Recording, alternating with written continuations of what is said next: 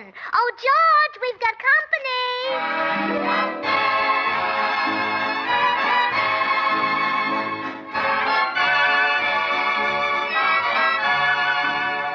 This is Bill Goodwin, speaking for Lever Brothers, makers of Swan, the new white floating soap that's pure as fine Castiles. Well, it's Tuesday night again, time for another pleasant visit with George Burns and Gracie Allen, our guest, the Columbia star Rita Hayworth, with Jimmy Cash, the Swan-Tet, and Felix Mills in his orchestra. And now, meet the people who live in the Burns house, George and Gracie.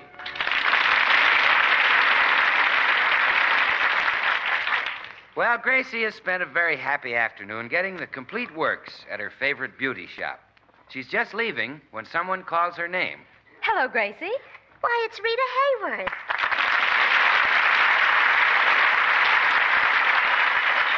Oh, my, it's nice to see you again. It's been a long time. Yes, I believe the last time was at my wedding. That's right.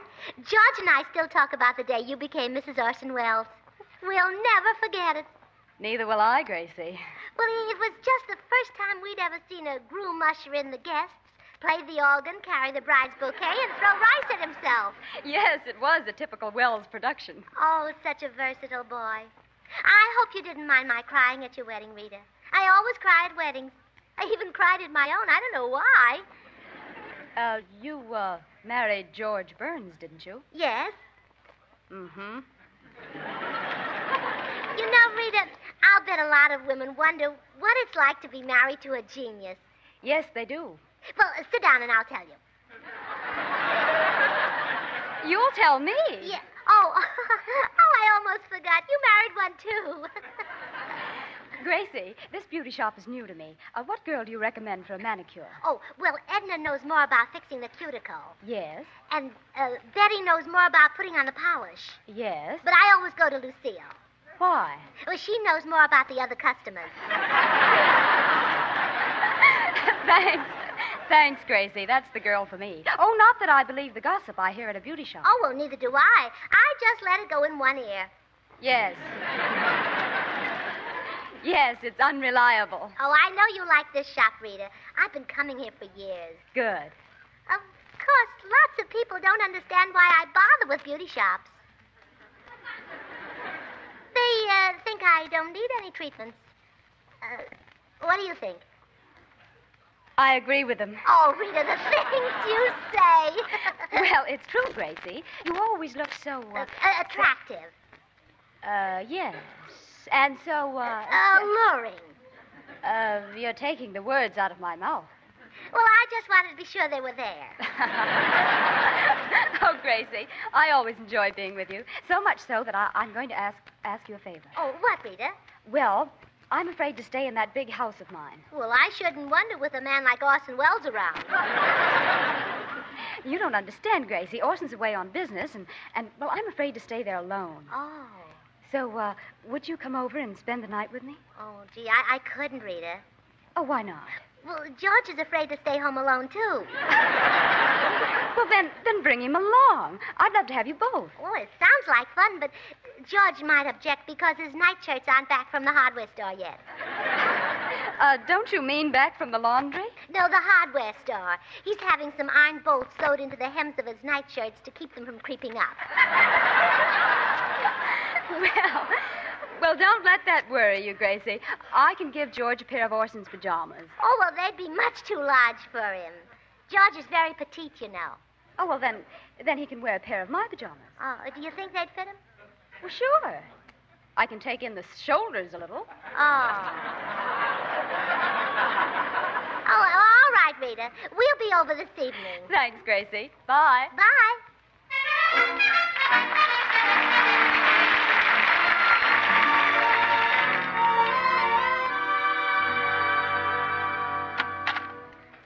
Hello, dear. I'm home at last. Hello, darling. Get your hat and coat, George. I've got a surprise for you. We're going to spend the night with a friend. I've got a surprise for you. We're going to stay home.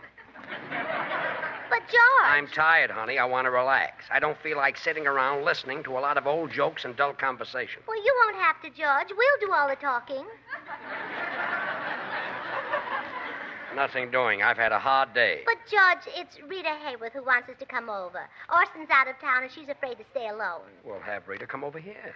But if she comes over here and we go over there, She'll still be alone, yeah. Honey, I'm not leaving the house tonight. I plan to curl up with a magazine and a cigar. Well, take them along. I can't curl up at Rita Hayworth's house. Oh, George, any place you smoke those cigars of yours, you're bound to curl up. Forget it. I'm staying home. But, George, Rita and I can't stay alone in that big house all night. We need a man. We need you. You do, huh? Yeah. Who's going to cook our breakfast? Gracie, I have other plans. I'm not going out of the house tonight. Come in. Hi, folks. Oh, hello, Bill. Say, what's the matter, George? You look troubled. Oh, Gracie's always throwing cold water on my plans. Now she wants me to spend the evening at Rita Hayworth's. Oh, well, Gracie, splash a little of that stuff on me, will you? You got the wrong idea. Just that Rita is afraid to stay home alone. Orson's out of town. Oh. See, there's a lucky man, that Orson Welles, huh? Oh. Boy, what I wouldn't give to trade places with him. Why, Bill. Well, his place is only 1 block from the store that sells Swan, the new white floating soap. What a lucky man. Swan is 4 soaps in one, you know, the soap for your hands and face. I should know about that soap, shouldn't I? For bathing the baby and for dishes and light laundry. Yes, and Swan is 4 swell soaps in one. A great wartime buy. Hey, how'd you know that? I heard it someplace. Can't remember where. Bill, I thought you were envious of Orson because of Rita. Well, I am, Gracie. Gee, he has twice as much fun as I do. Sure. Sure, there's 2 of them, so he has twice as many dishes he can wash with Swan. That's really fun. Those long-lasting Swan suds make short work of dishes. And Swan is so mild and gentle, it helps keep your hands looking soft and lovely. Yes, and don't forget, Swan is the soap that's pure as imported Castiles. Bill, see if you can talk George into going over to Rita's with me. It won't do any good. I'm staying right here. Well, then I'll have to go by myself. You mean you're going to leave me here alone tonight? Well, you're not afraid, are you? Me afraid? Oh. Well, all right. Goodbye, dear. Goodbye. Me afraid. Did you hear that, Bill? Bill. Bill. Where are you? Bill. Oh, gosh. Wait, Gracie, I'm coming with you. Mama's little commando.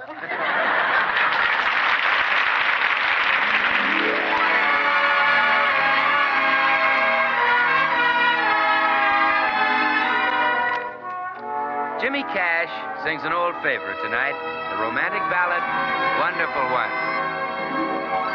My wonderful one, whenever I'm dreaming, love's love light a-gleaming I see. My wonderful one, how my arms ache to hold dear, to cuddle and pull near to me. Just you, only you, in the shadowy twilight, in silvery moonlight, there's none like you. I adore you, my life I live for you, my wonderful, wonderful one.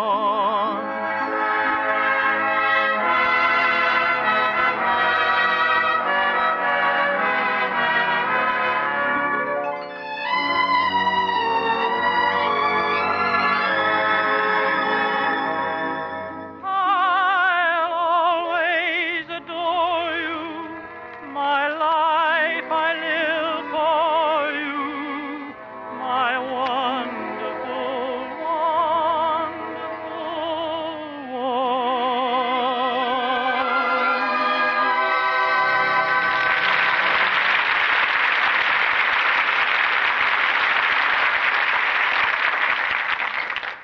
Say, this is a nice place Rita and Orson had. Let's go in, Gracie. No, wait a minute, dear.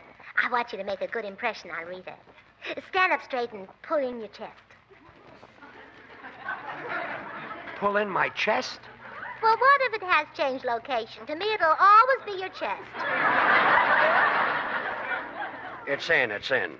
Every wife likes to be proud of her husband, darling. And I want to be as proud of you as Rita is of Orson. Straighten your tie. Okay, my tie's straight. I want to show Rita I can pick 'em better than she can. Oh, thanks. See, she picks Orson's ties, too. Let's go in. Oh, wait a minute. Now, remember to watch your manners and don't put your feet on the table unless you take your shoes off first. Don't come down to breakfast in your nightshirt unless Rita does. Look, Gracie, No, let's... just a minute, George. I want to show Rita that you're just as intelligent as her husband. So discuss things like taxes and rationing and the soldiers' vote. And say, George, what is it the soldiers want to vote for? For president, of course. But we've got a president. I know, but every 4 years we elect a new one. Silly boy.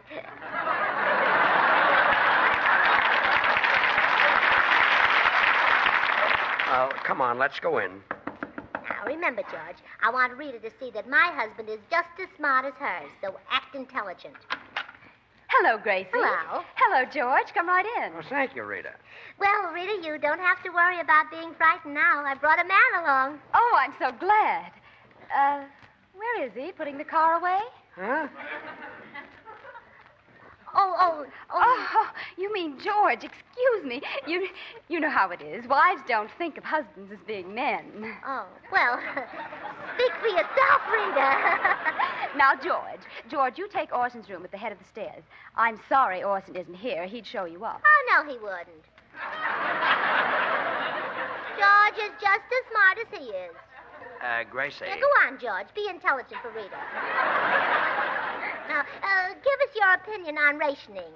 How shall we solve the sugar shortage? Look, honey. Honey! Oh, he solved it. Now, George, what shall we do about the black market? Oh, stop it. Stop it! Oh, now why couldn't the government think of that? All right, Gracie, that's enough now. Oh, but I want to show you off, darling. Now, say something intelligent about the war. You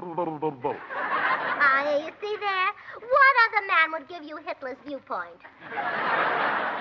Look, I'll take my things up to the room now, Rita. All right, George. Oh, by the way, Orson said if you'd like a little something to give you an appetite before dinner, just to help yourself. Oh, really? Yes, he left his rowing machine in his bedroom. Oh, yeah, I'll take a few quick rows for myself. See you girls in a few minutes. Well, there goes 132 pounds of solid intelligence. I'll never know how they squeeze such an enormous brain in that teensy tiny head. Yes, I guess it is a close fit. You know, it's a funny thing, Rita. Some women marry a man for his money, some for his looks, some for his mind. Guess I don't have to tell you why I married George. No, I'm sure you had a good reason, too. My goodness, we're awfully lucky to be married to such fine men. Yes, we are, Gracie. How did you meet Orson? Well, he was doing a magic show, and he said if I'd let him saw me in two, he'd take me to the theater. Oh, just like George. Do anything to get you in for half price.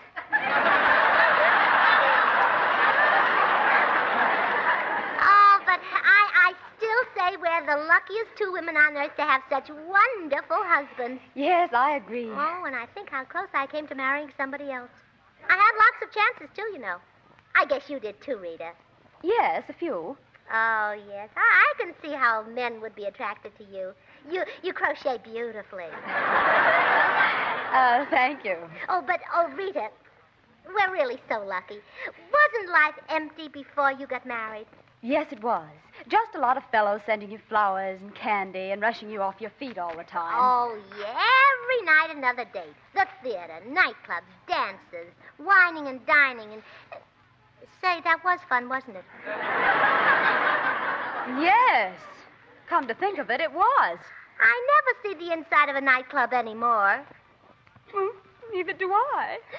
Has Orson taken you to the theater lately? Not since Citizen Kane.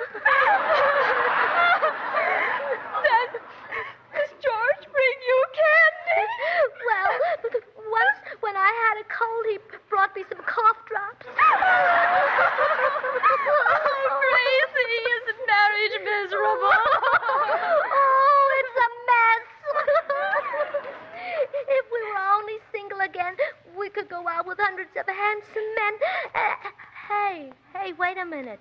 There aren't hundreds of handsome men around anymore. That's right. If we were single now, we'd just sit around home. So I guess we're pretty lucky to be married, Gracie. Yeah, even to our husbands. I'll never complain again. Well, neither will I. Here we are, both married to geniuses. Oh, and you have this lovely home. Do you like it, Gracie? Orson designed it. He did? Yes. Oh, George is clever, too. Beautiful furniture you have, Rita. Orson built it. He did? Yes. Oh, George is clever, too. Oh, that gorgeous painting over the fireplace. An original, isn't it? Yes. Orson painted it. Oh. And the rug? Orson wove it. Oh, I'm beginning to think that maybe Orson is cleverer than George. Oh, let's forget about Orson. Come on into the kitchen and I'll whip up an omelet. Oh, good. Orson left some eggs in the icebox. Oh, my goodness, he's even cleverer than George.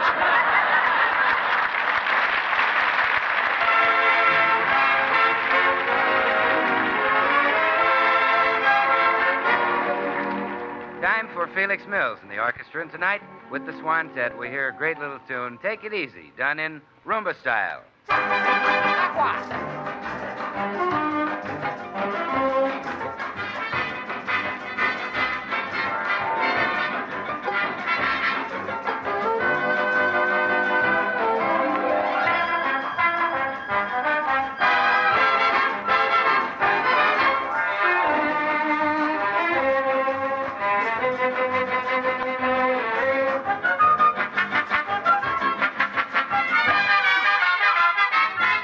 Take it easy, take it easy. Don't you know it's more romantic when a dance is slow? Take it easy, take it easy. What's the good of feeling high when all the lights are low? Take your time, dance it with ease. Take your time, slow if you please. Take it easy, we've got lots of time ahead of us, the night is young. Hey, take it easy! Don't you know this music should be swayed instead of swung?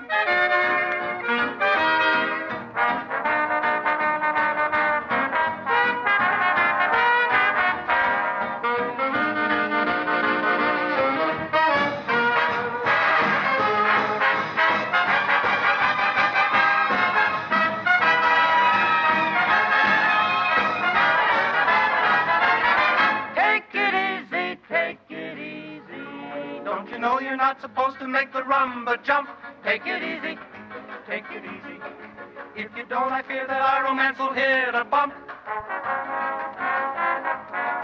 Don't you know it's time for romance when the music's sweet? You should really try to make your heart control your feet. Take it easy, take your time.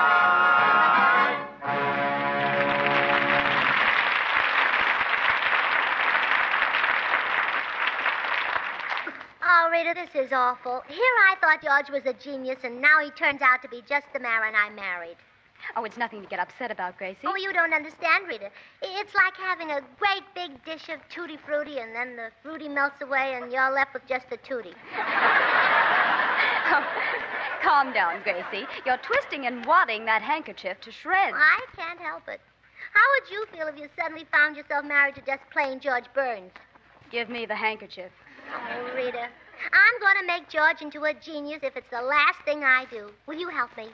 Well, what can I do? Well, tell me, what makes Orson a genius?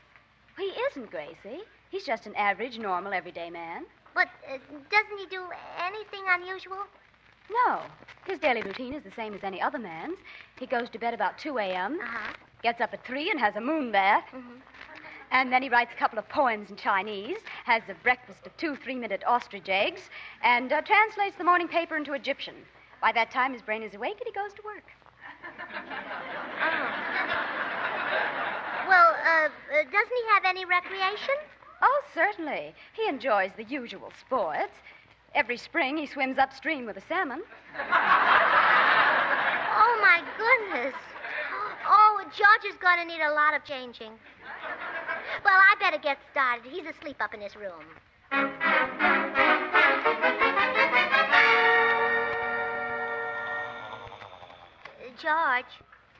George, wake up. Huh? What's the matter? Well, it's almost time for your moon bath.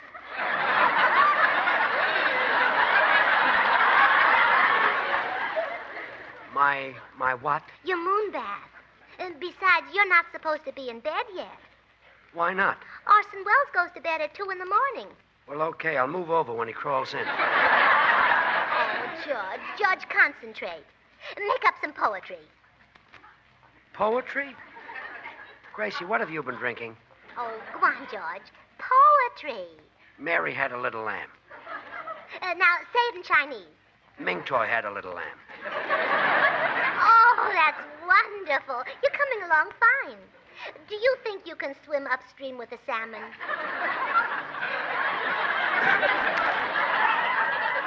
Well, couldn't I just fly south with the ducks? Well, wait here. I'll find out.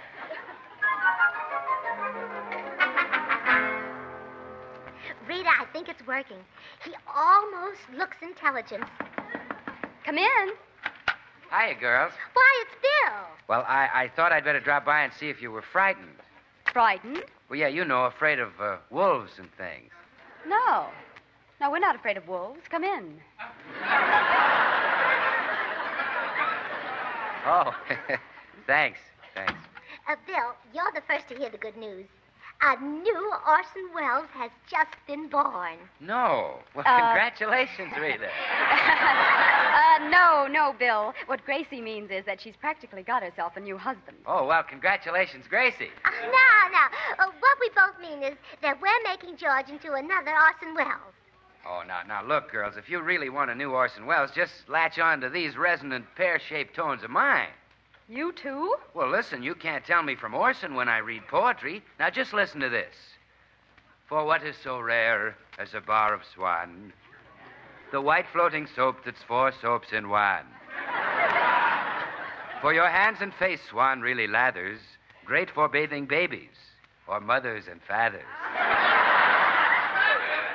Swan's uses are many, varied and sundry, great for the dishes or even light laundry.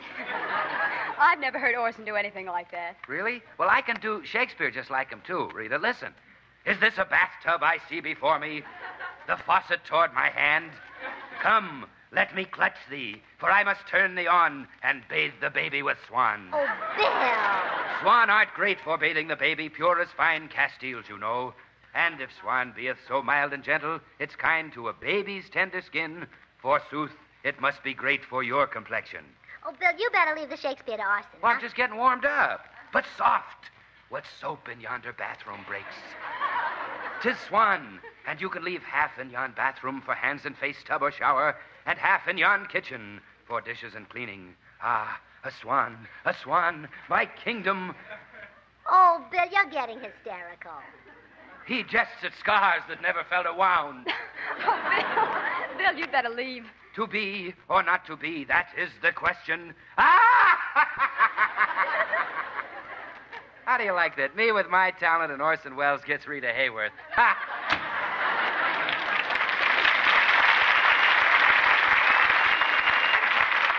Hey, What's going on around Oh, here? George, you're up. But, darling, you forgot your slippers. Mama's little genius mustn't let his piggies get cold. I'll go up and get your slippers. Rita, this place is turning into a madhouse. What's wrong with Gracie? Oh, she thinks Orson is a genius, and she wants you to be like him. Well, that means no rest from now on. Say, it might cure Gracie if you became too much like Orson. What do you mean? Well, you just ham it up and leave the rest to me. Well, okay. All right, darling. Here are your slippers. Take them away and bring me some leather. Leather? Yes, I'm in the mood to make my own slippers. Oh, my goodness. What's come over you, George? I'm obediently yours. Why, he's getting more like Orson every minute. I feel another mood coming on. Bring me a book. I'll get you one from the library. No, that'll take too long. Give me a pencil and I'll write one. Oh, sweetheart. Oh, I just knew you had it in you. I'm obediently yours. Here's the pencil, George. Bring me some grapes. While I'm writing, I'll crush them with my feet and we'll have some wine. Oh, darling, you're wonderful. Say about the 10 minutes, my heart is written true. What language are you speaking? I've run out of languages. That's one I just made up. You're so clever, so irresistibly brilliant. Come, sit here beside me. I'm obediently yours. Now, wait a minute. Hold my hand and tell me that you love me. George Burns, you let go of her hand.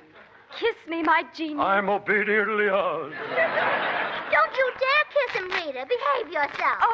Oh, I'm sorry. I was carried away because he's so much like Orson. His every word, his every gesture. Well, I don't like it. George, you stop being like Rita's husband. But I thought you wanted me to be a genius. Well, I've changed my mind. I'd rather have you be your own sweet, stupid self. I'm obediently yours.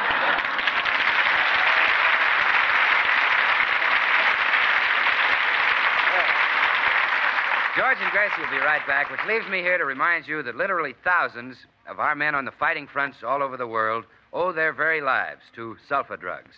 Now, you know all about the sulfa drugs, but do you know that sulfa drugs are made with glycerin from the used kitchen fat that you turn into your dealers? So help save more lives by saving your used kitchen fat and turning it into your dealers. Remember, you not only get paid for your used kitchen fats, but now, in addition, you get 2 brown points. 2 ration points for every pound of fat you give. So get your points. But first, get that used fat to your butchers. Now, save every drop, even if it's burned or old. It's needed badly. And now here again are George and Gracie. Oh, George, I have some wonderful news. Our guest next week will be Brian Ahern. Brian Ahern, huh? Pretty handsome guy. Oh, isn't he, though? I just adore that cute little dimple in his chin. You do? Yes, but don't worry, darling. You have more dimples than he has. Really? Sure. 'Cause you have more chins. I'm obediently yours. Our guest tonight, Rita Hayworth, is soon to be seen in Columbia Pictures' Technicolor production, Cover Girl. The makers of Swan, the new white floating soap, join George and Gracie in inviting you to tune into your Columbia station again next Tuesday, same time, when we'll have as our guest Brian Ahern.